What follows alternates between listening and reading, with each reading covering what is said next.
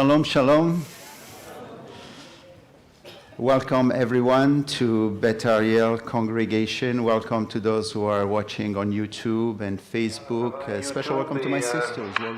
Facebook et ma sœur qui nous écoute du Maroc. Elle va venir bientôt à Montréal pour venir nous visiter. On va être content de l'avoir. Quelque chose d'intéressant et d'assez spécial qui est arrivé dans le Moyen-Orient. Pour la première fois, l'Arabie Saoudite a invité un rabbin qui vient de Jérusalem, dans le fond, pour parler d'une foi, parler de choses de la foi. Le rabbin David Rosen a rencontré le roi la semaine dernière et il a rencontré aussi d'autres leaders religieux. Pourquoi c'est si important et comment ça s'insère dans le plan prophétique? On voit dans Ézéchiel 38, dans la prophétie de Gog et Magog, qu'il y a deux nations qui vont vont se mettre debout pour défendre Israël et vont se plaindre à Gog et Magog parce qu'ils ont attaqué le pays. 38, 13. Séba et Dedan, les marchands de Tarsis et tous leurs lionceaux, te diront, viens-tu pour faire du butin? Est-ce pour piller que tu as rassemblé ta multitude, pour emporter de l'argent et de l'or, pour prendre des troupeaux et des biens, pour faire un grand butin? On croit que Sheba et Dedan, c'est dans la péninsule arabe, et c'est très possible qu'ils représentent l'Arabie Saoudite. Dedan, c'est une ancienne ville où il y avait un oasis d'eau et qui est identifiée avec la ville de Kourabéa, et sur l'autre ville est un endroit de vacances en Arabie Saoudite. Sheba et Dedan, c'est les descendants de Ketura, la femme d'Abraham après la mort de sa première femme, Sarah. Donc on voit que l'Arabie Saoudite est en train de normaliser ses relations avec Israël. Donc on voit qu'il se passe quelque chose dans cet endroit bien important pour nous et pour la Bible. Pour ce qui est du coronavirus, on voit que il y a de plus en plus de pays sur la Terre qui en sont atteints. Il y en a beaucoup au Canada, qui de plus en plus, il y en a en Italie, dans ce de pays, vous voyez ça aux nouvelles. Et selon les nouvelles, on a vu qu'il y a Québec, c'est arrivé au Québec, il y a une femme qui arrivait d'Iran et elle est présentement en isolation. Donc, une question qu'on peut se demander, comment ça se fait que la médecine moderne ne peut pas trouver encore de remède? Est-ce que Dieu ne serait pas en train de nous dire quelque chose? Il y a une autre nouvelle qu'on pourrait amener ici, c'est que ça a l'air très loin, mais c'est quand même quelque chose d'important avec ce qu'on voit. Les astronomes ont découvert la plus grande explosion qu'ils ont pu détecter jusqu'à maintenant dans l'histoire de l'univers. C'est une explosion qui est arrivée il y a 390 millions d'années-lumière, et c'est à peu près la grandeur de 15 voies lactées, comme on appelle, la grosseur de 15 galaxies. C'est immense. Mais je veux citer les paroles d'une dame astronome, professeure Mélanie Johnson-Hollitt, qui travaille pour le Centre international de radio astronomique. Et jeudi dernier, elle a dit, nous avons déjà vu des explosions dans des centres de galaxies, mais jamais aussi gros. Nous ne savons pas pourquoi que c'est si gros cette explosion. Est-ce que nous pourrions suggérer une réponse? C'est peut-être un avertissement de Dieu, parce que Dieu a toujours averti son peuple avant qu'il y ait des calamités. Il avertit aussi la terre présentement le jugement arrive. Donc c'est le temps pour le salut. Et pour les croyants aussi, c'est une occasion pour nous de nous pousser à prier pour les non-croyants, parce que Dieu veut leur parler, Dieu veut que tous soient sauvés, et l'offre est offerte à tout le monde, mais seulement ceux qui vont croire, qui vont prendre leur foi pour croire en le sacrifice de Christ, vont être sauvés. Donc, c'est vraiment important pour les croyants de prier et d'aller vers ces gens, parce que Dieu les avertit, Dieu les appelle. Et c'est tellement en relation avec notre étude aujourd'hui dans Zacharie. Nous allons voir dans les chapitres 5 et on va voir un peu dans le chapitre 6 aussi, qu'on est amené dans un temps de conflit terrible. Et on voit qu'il y a plusieurs avertissements que ça fait longtemps que Dieu avertit. C'est là qu'on voit la grâce de notre Dieu. Parce que Dieu mesure et il contrôle exactement la façon que ça arrive et le moment que ça arrive. Et on va voir dans notre texte ce matin qu'il y a une femme qui est dans un panier qu'on appelle l'effort, qui est une mesure, et qu'on appelle l'iniquité. Il y a un article avant le mot iniquité, donc c'est comme la iniquité, et non pas juste une iniquité en général. Et on voit qu'elle est amenée dans le pays de Shinéar, et c'est là qu'il y avait au début, dans la Genèse, la tour de Babel, la rébellion contre Dieu, les gens qui voulaient se faire un nom, qui ne voulaient pas que Dieu règne sur eux. Et on voit que dans notre texte, on voit c'est un endroit et un moment exact que Dieu a décidé qu'elle sorte du panier. Et pour un temps assez court, 1260 jours, qui est 3 ans et demi. Et c'est comme si elle avait une chaîne alentour de son cou. Elle ne peut pas aller, cette iniquité-là, là où elle veut et quand elle veut, comme parfois on pense que le mal est libre de faire ce qu'il veut. Non, Dieu mesure et garde et contrôle où est-ce que le mal peut aller, parce que c'est Dieu qui contrôle toutes choses. Donc on va voir aujourd'hui que lorsque le couvercle est ouvert et qu'il est ouvert, c'est comme si la tour de Babel était à nouveau en train de se construire. C'est la rébellion de la tour de Babel du début qui, on voit à la fin, qui est arrivée à son sommet au pire.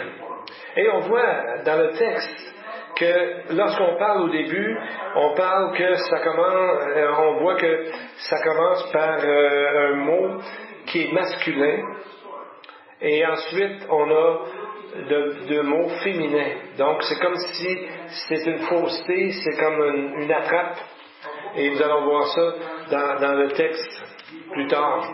Et on voit pourquoi on appelle une cigogne.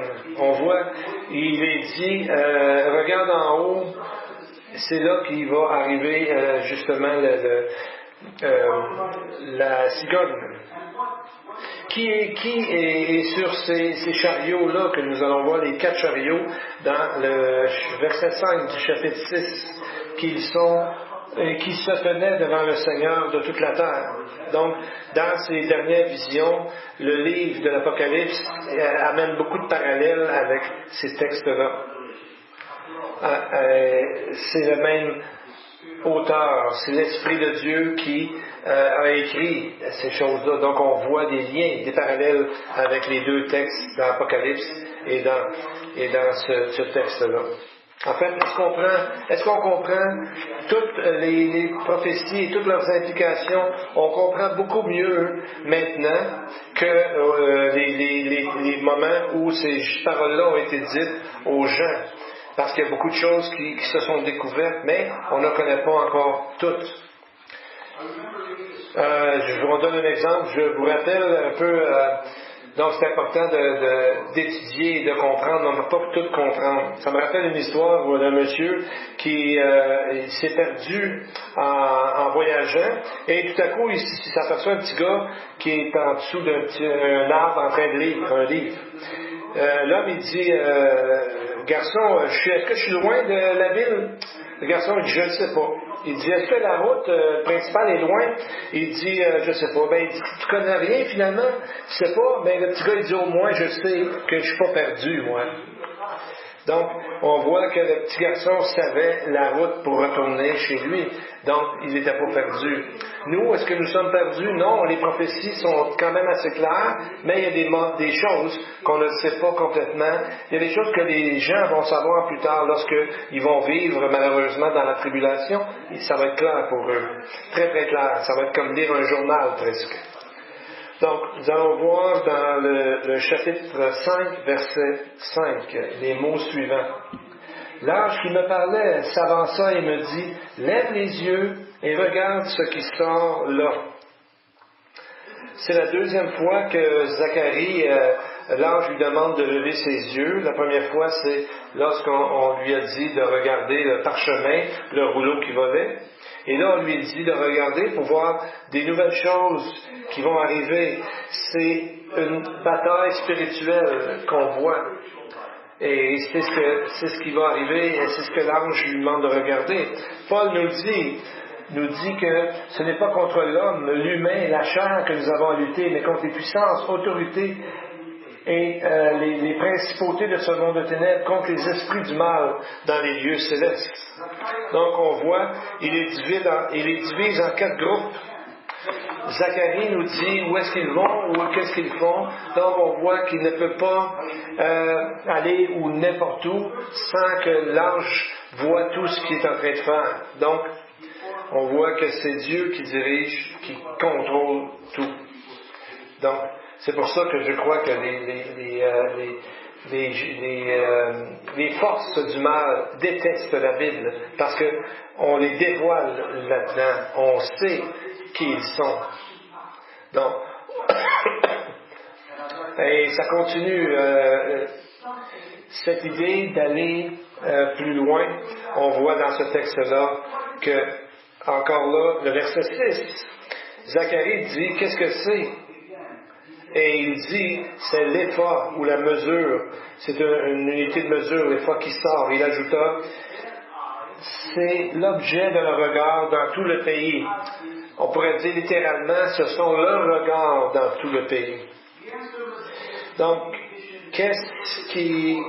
pourquoi il demande qui est le il dans cette vision? Si on se rappelle le pluriel il, si on se rappelle un peu avant, dans le parchemin, il y avait les gens qui blasphémaient le nom de Dieu et il y avait les voleurs. Donc on voit que la suite du parchemin volant ou du rouleau comme on l'a vu la semaine dernière, que Dieu donne la possibilité aux gens de se repentir. Et lorsqu'ils ne le font pas, c'est là qu'on voit l'iniquité un jour va être laissée aller pour le jugement de Dieu. Donc on voit que pour ce qui est de ce qu'on dit que l'épha avait des yeux partout, sur toute la terre, ça ressemble au mot en hébreu qui parle d'une fontaine qui sort de l'eau, comme un peu lorsqu'on parle des fontaines dans le désert de l'eau. Quand les Israélites ont trouvé 12 puits d'eau dans le désert, on voit dans le nombre 33-9, ou quand Isaac a rencontré sa future femme Rebecca, on dit qu'il était devant un puits où il y avait de l'eau.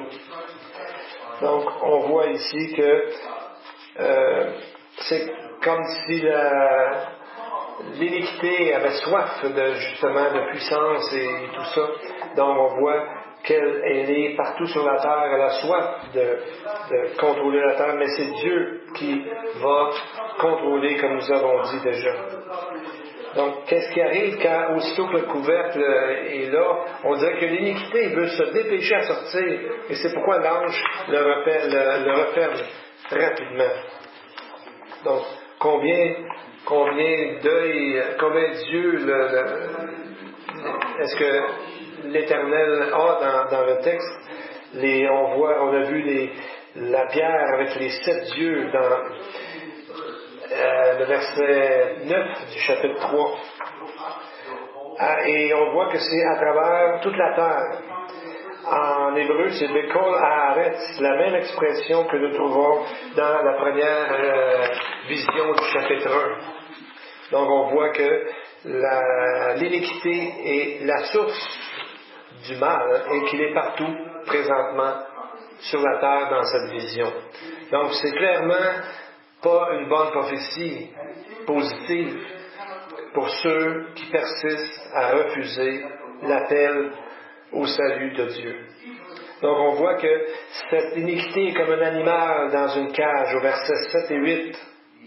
On voit qu'aussitôt qu'il l'ouvre, une masse de plomb s'éleva, il y avait une femme assise au milieu de l'épha.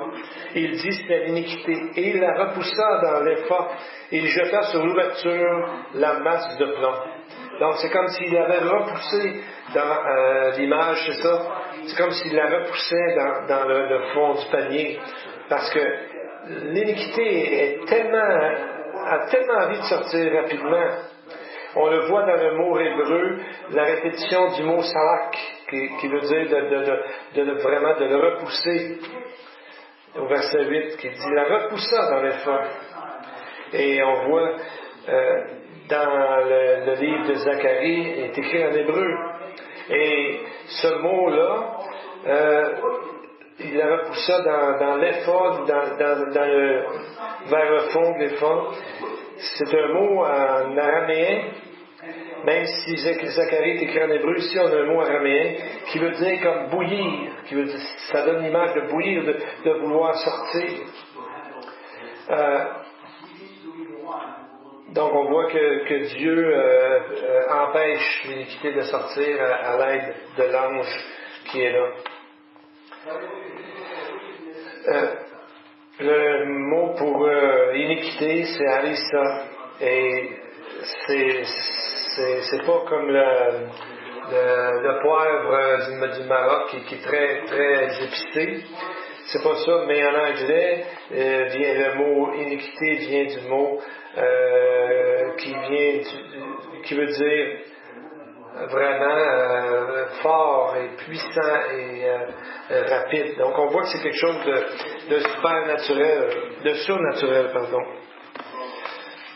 Et on voit dans certaines versions qu'on parle d'une personne sans loi, donc l'iniquité qui n'a pas de loi. C'est une bonne illustration parce qu'elle est contre tout ce qui est bon, honnête et pur, contre tout ce qui est Dieu.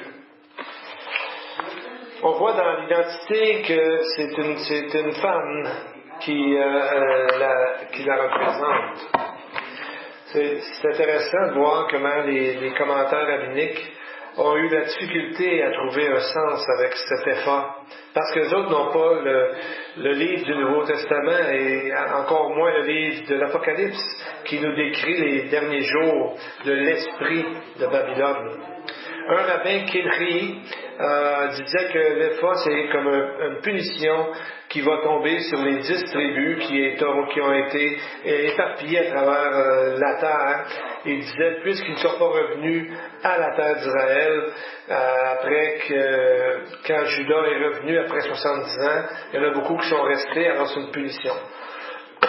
D'autres rabbins, comme Ibn Ezra, dit que l'Epha, c'était ceux qui sont allés en exil, parce qu'ils se volaient un l'autre avec des fausses mesures et des faux serments. Mais ça, c'est un peu aller loin des Écritures, donc regardons un peu plus loin dans les versets 9 à 11. Je levai les yeux et regardai, voici 2 femmes parurent. Le vent soufflait dans leurs ailes, elles avaient des ailes comme celles de la cigogne. Elles enlevèrent l'épha entre le ciel et la terre. Je dis à l'ange qui parlait avec moi, où emportent-elles l'épha? Il me répondit, elles vont y bâtir une maison dans le pays de Shinar. Et quand elle sera prête, il sera déposé là dans son lieu. Qui sont ces 2 femmes? Certains, comme Maimonides, dans les commentaires des rabbins, les voyaient comme des anges. Mais si c'est ça, on se demande pourquoi toujours les anges ont un gendre masculin, sont masculins, et tout à coup, là, on arriverait avec une femme. Et pourquoi mentionner la longueur des ailes de la cigogne ici? Si on regarde le mot cigogne, c'est le mot hasida, qui vient du mot chesed, qui veut dire grâce, bienveillance, parce que la cigogne prend soin de ses petits. Mais d'autres ont trouvé on commençait à voir à cause de ça, on commençait à voir comme la femme, comme quelqu'un de bien. Dans plusieurs mythologies, les cigognes prennent soin de leurs enfants et ont un mariage monogame, etc. Mais on voit aujourd'hui une cigogne, on voit souvent aujourd'hui une cigogne comme qui emmène les enfants dans la légende qui vient dans le fond germanique d'Allemagne et qui amène les enfants. Mais le message que nous voyons ici, c'est pas tellement l'image de la cigogne, mais l'image de ces longues ailes qui sont 3 mètres ou 10 pieds de long. Ça fait penser plus à un vautour qui est là, qui amène justement l'iniquité. Donc, à cause de l'identité de la femme, Zacharie, à cause de ce que Zacharie dit, on peut voir qui est cette femme, et on voit que c'est pas quelqu'un comme une cigogne de gentil.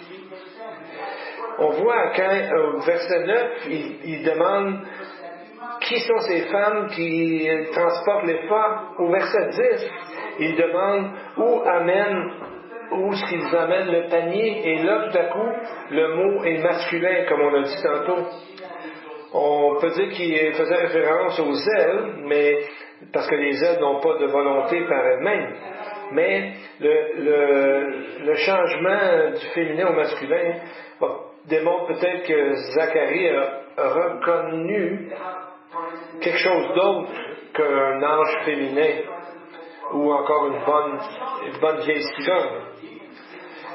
Dans l'iniquité qui est représentée par une femme, ça amène le faux prophète, l'antichrist lui-même, qui va prétendre amener une paix sur la terre. Et donc, on voit que c'est masculin.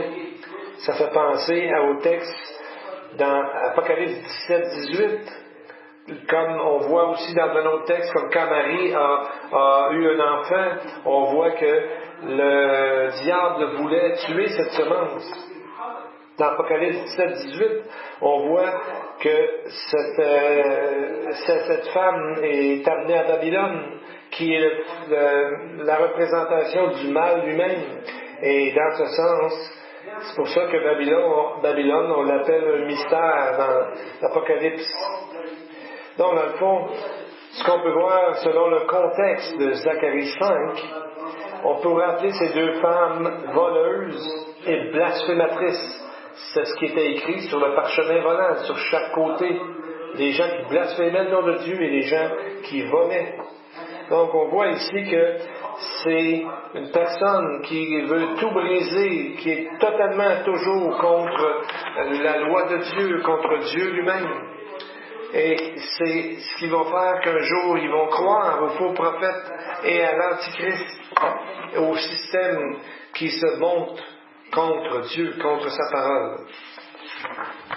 Donc, ce serait leur nom dans ce contexte-là, ces deux péchés-là qui viennent qu'à briser toute la loi de Dieu. La loi de Dieu, il nous est dit que si on brise une seule chose, on brise toute la loi. Et là, on voit les deux noms qui sont donnés, blasphématrice et voleuse. Donc, c'est que si les gens qui se sont pas repentis lorsqu'ils ont lu, ils ont eu le temps de réfléchir au jugement qui viendrait, eh bien, ils volent avec cette fausse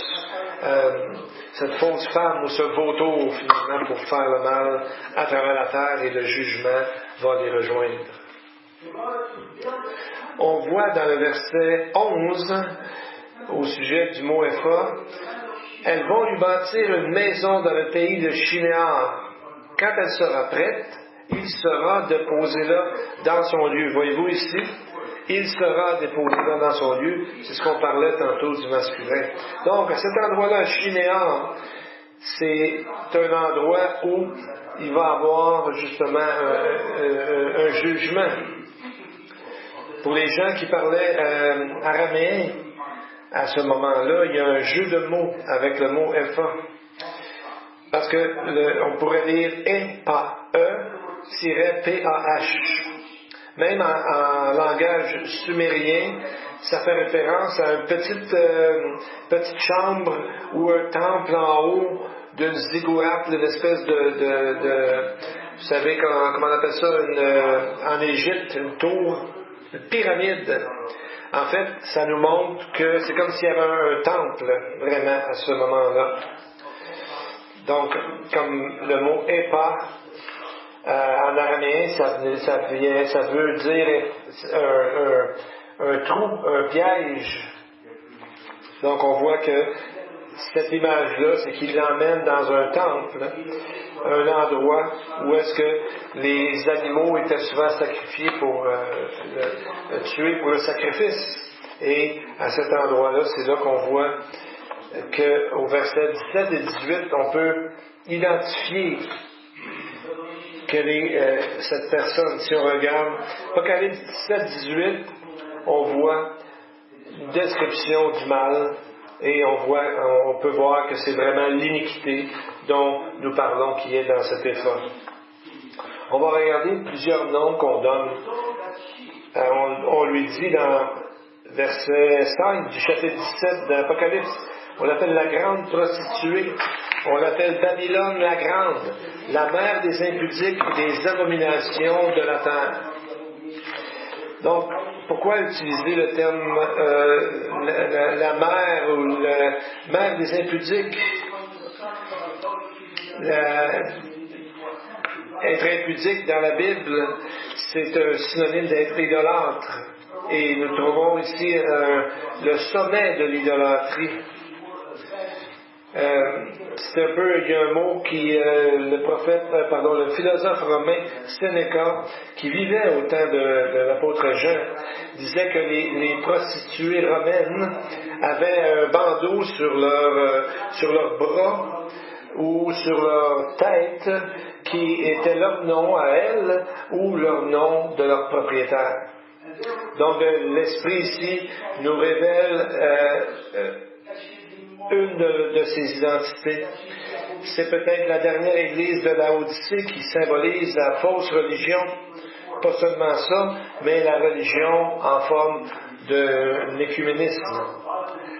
On voit qu'au lieu que ce soit la tour de Babel qui veut rejoindre le ciel, c'est la femme blasphématrice, finalement, qui va chercher les hommes dans leur iniquité, qui vont pas se repentir, vont vouloir suivre l'iniquité. Donc, on voit les parallèles. Les deux sont appelés Babylone la Grande. On parle aussi qu'elle a des noms de blasphème, qu'elle est immorale, qu'elle est la représentation de toutes les abominations de la terre. Elle tient la coupe de l'abomination, 17:4, que ses péchés sont montés jusqu'au ciel. On voit ailleurs, on l'appelle aussi la mystère Babylone, 17:5. On parle de l'économie mondiale, de l'économie unique de cette Babylone et aussi du monde politique. Donc on voit que ce n'est pas seulement une Babylone religieuse, mais c'est aussi une Babylone politique, avec deux personnes, l'Antichrist et le faux prophète. Le faux prophète qui va faire des simulacres, des similitudes de miracles, les gens vont le croire. Ils vont croire dans le temple, dans ce qu'il va faire, et ça va être une erreur terrible. Donc, quand on regarde dans la chute de Babylone, chapitre 18 de l'Apocalypse, on voit 27 différents éléments qui sont mentionnés comme une marchandise. C'est des objets de pourquoi, avec quoi ils faisaient affaire. Donc on voit, ça commence par des objets précieux, l'or, l'argent, etc. Mais je vais vous montrer le dernier item de la liste, verset 13. On parle des corps et des âmes humaines. Donc c'est ce que le diable cherche à faire depuis le début, c'est d'amener vers lui les corps et les âmes humaines. C'est ce qu'il veut faire, les éloigner de Dieu. C'est là où on parle souvent de la marque de la bête pour le système économique, pour acheter et vendre. Donc, pour le diable, l'homme et l'humain est juste et juste quelque chose de pas important, comme Jésus a dit au sujet du mercenaire, qui n'est pas le bon berger. Il s'en fout des brebis, lui. C'est pas important pour lui. Et on voit au verset 11, les marchands de la terre pleurent et sont dans le deuil à cause d'elle, la Babylone qui est tombée, parce que personne ne peut plus acheter leur cargaison. Au verset 11, les marchands, au verset 11, on pourrait traduire ceux qui voyagent. Ça fait penser au texte dans Daniel 12:4. La traduction française est vraiment pas bonne, vous allez voir, je vais vous montrer, je vais vous le dire tantôt. Toi, Daniel, il est dit, tiens secrète ces paroles, scelle le livre jusqu'au temps de la fin. Plusieurs alors le liront et la connaissance augmentera. La mauvaise traduction ici, on ne sait pas trop pourquoi, c'est le liront. En anglais, on voit que c'est voyager de tel endroit à tel endroit. Donc, voilà 2500 ans, c'était difficile de voir exactement ce que ça voulait dire de voyager autant que ça. Mais nous savons que des avions, il y a à peu près 5000 avions commerciaux au-dessus du ciel en Amérique du Nord. Dans le monde, on dit qu'il y a environ 102 465 vols quotidiens à travers le monde. Et ce qui est important aussi dans Daniel, on dit aussi que la connaissance augmentera. Le mot connaissance ici, c'est la connaissance. Il y a un article devant. Donc, on voit, c'est la connaissance, je crois que ça veut dire la connaissance de la parole de Dieu, des prophéties. Donc, nous vivons dans un moment vraiment important. N'est-ce pas important de voir qu'aujourd'hui, c'est significatif que beaucoup d'églises disent que l'enlèvement, ça n'a pas de bon sens. Les tribulations, on n'aura jamais ça à arriver, ça n'arrivera pas vraiment sur la terre. Et de plus en plus, des prophéties, il y a même des églises qui n'en parlent pas, ne veulent pas en parler. Donc, c'est un peu, en fait, la même chose au temps de Noé. Jésus a dit, il est arrivé, Matthieu 24, 38, Jésus les avertit, juste avant le déluge, les hommes avaient été avertis jusqu'au jour où Noé est entré dans l'arche. Alors, ça s'est fermé et impossible de rentrer à nouveau dedans. Donc, plusieurs ont dit que cette femme était l'Église de Rome. Mais, vous savez, si on regarde, on essaie de trouver un système de une dénomination, un système. Mais, vous savez, ça existe bien avant Rome, le principe de l'iniquité. Ça existe depuis la tour de Babel, depuis les tout débuts du monde. Mais, si on regarde les versets 1 du chapitre 17, on dit qu'elle est assise sur de grandes eaux. Et il est dit que ces eaux sont les eaux que tu as vues, sur lesquelles la prostituée est assise. Ce sont des peuples, des foules, des nations et des langues, au verset 15. Donc, on voit que c'est tout le monde, toutes les nations, toutes les langues, pas seulement le monde occidental avec la chrétienté, c'est 300 différentes dénominations, mais c'est le monde entier, toutes les religions, toutes les langues, toutes les nations. Au verset 6 du chapitre 17, on voit ce qui se passe. Cette femme est ivre du sang des saints, du sang des témoins de Jésus. Et en la voyant, je fus saisi d'un grand étonnement. Donc, Jean s'aperçoit qu'elle persécute qui? Les saints, les croyants. Et Jean nous l'identifie dans verset 24 du chapitre 18. Il dit, parce qu'on a trouvé chez toi le sang des prophètes, des saints et de tous ceux qui ont été mis à mort sur terre.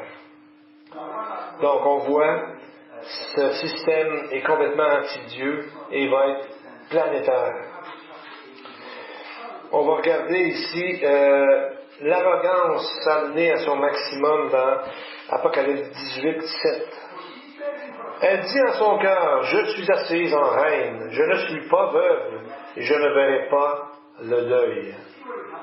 Voyez-vous, ce qui arrive ici, c'est un phénomène très intéressant. Des gens qui persistent toujours dans le mensonge en viennent qu'à croire leur propre mensonge, tellement qu'ils arrivent à se convaincre eux-mêmes qu'ils sont dans la vérité.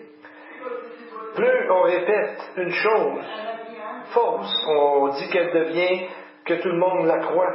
Et même le diable est venu qu'à se croire lui-même. Il est le père du mensonge, et il a fini par se croire lui-même.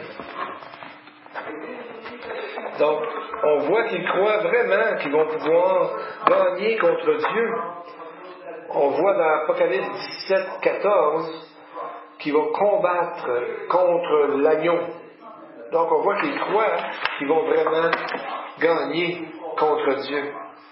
C'est comme si le diable lui-même tombe dans ses propres mensonges. Il finit par croire ses propres mensonges. À la fin, c'est un désastre total. Parce que le mal ne peut pas rester comme ça.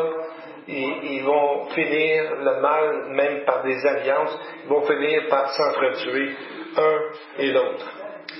Verset 3 du chapitre 17 d'Apocalypse. On voit que cette femme est assise sur une bête d'avoir le voyage de sa vie, mais pas longtemps après, au verset 16, on voit que la bête se tourne contre cette femme, la dépouille, la met à nu, il mange sa chair et la détruisent par le feu. Donc ça va pas bien. Il y a vraiment une guerre entre eux, même si ça a bien commencé. Et on voit à la fin qui nous est dit, verset 2 du chapitre 6, chapitre 18, qu'elle obtiendra le double de ses péchés et elle sera détruite par 10 cornes et elle deviendra une habitation de démons. Donc on voit la relation entre les textes qu'on a vus dans Zacharie et les textes que nous voyons dans Apocalypse 17 et 18. Donc les deux sont au même moment, au même endroit, ils portent des noms semblables, ils font du mal aux croyants. Et donc c'est la même personne, c'est la même description dans le fond de deux facettes différentes.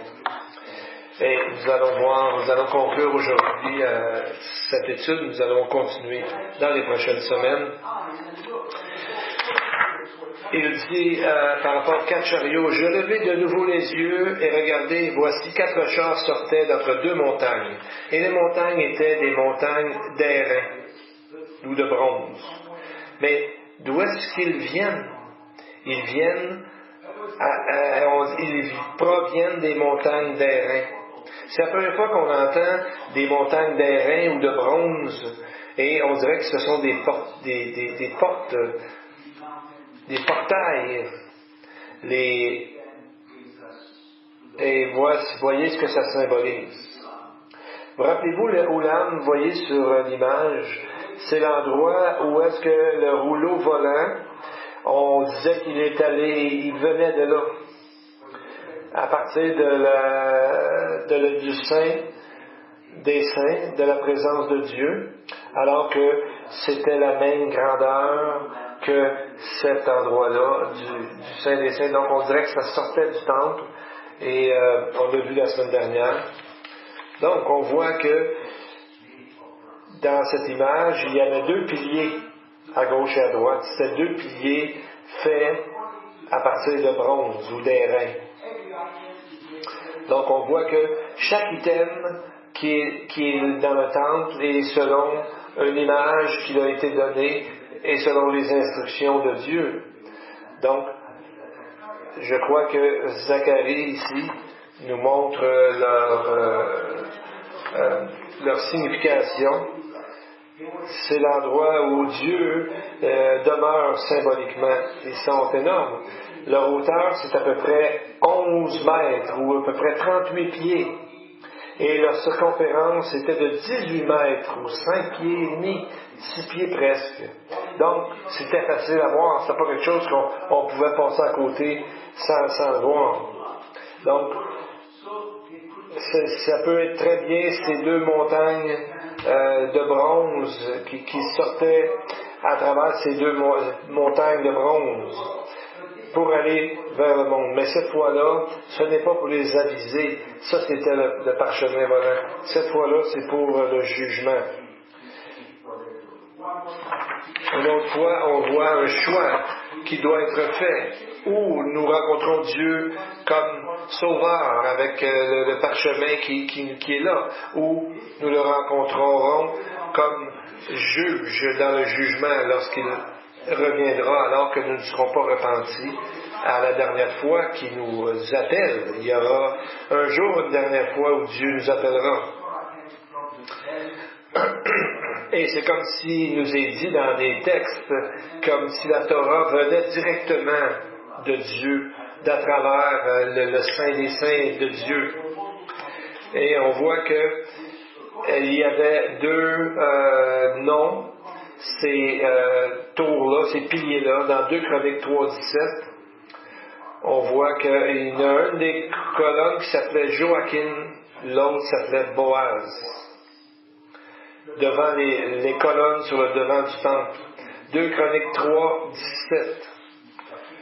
Il dressa les colonnes sur le devant, l'une à droite et l'autre à gauche. Il nomma celle de droite Jachin et celle de gauche Boaz. Le bronze, l'airain dans les Écritures symbolise souvent le jugement, mais aussi le salut. Parce que si on accepte que le jugement est tombé sur Jésus, bien il ne tombera pas sur nous.